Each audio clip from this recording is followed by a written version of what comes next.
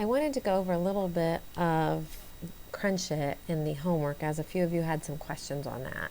So in this week's homework, on number 3.24, it asks you to make a scatter plot that shows the relationship between relative amygdala activity and memory score.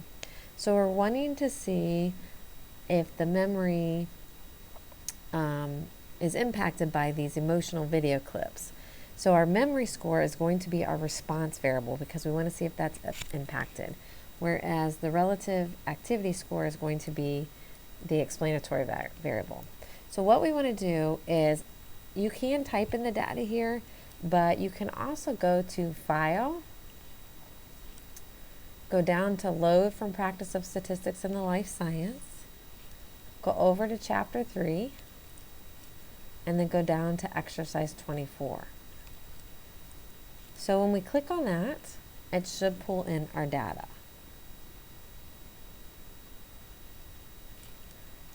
So in order to do our scatter plot then, we're going to go to Graphics, go down to Scatter Plot. Now, I had already picked this. We want to pick, it's going to give you the option of relative activity or memory score.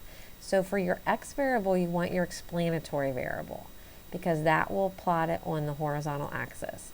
The Y variable is our response variable, so that's our memory score. And then if you wanted to put some other, a title in here, you could, or some, some other optional labels. Right now it's going to pull the labels that we have up here of our variables, which is okay. Then we hit calculate, and you can see our scatter plot.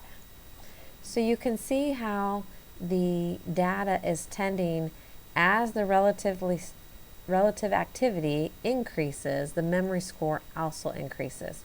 So if we were going to put a line in here closest to as many points as we could, you would see that it has a positive slope, and that indicates a positive relationship. So then you can screen capture that and put that into, or copy that into your homework.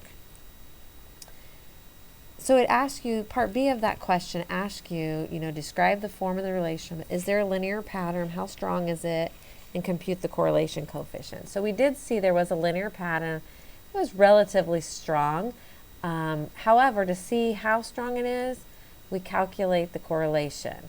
So in Crunchit here, we can go to Statistics, down to Correlation, click on Correlation, and then it just asks you which variables you want. So I'm just going to click on both variables here, okay, and hit Calculate, and you see it's going to calculate my correlation coefficient, which is also R.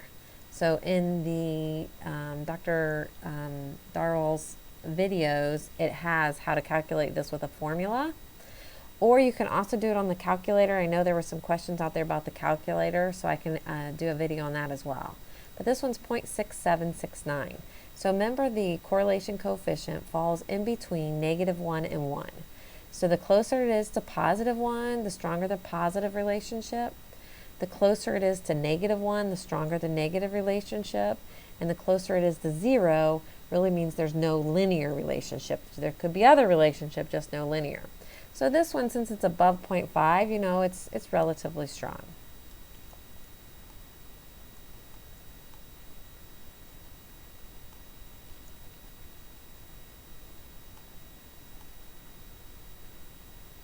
Okay, if you have any questions on that, let me know.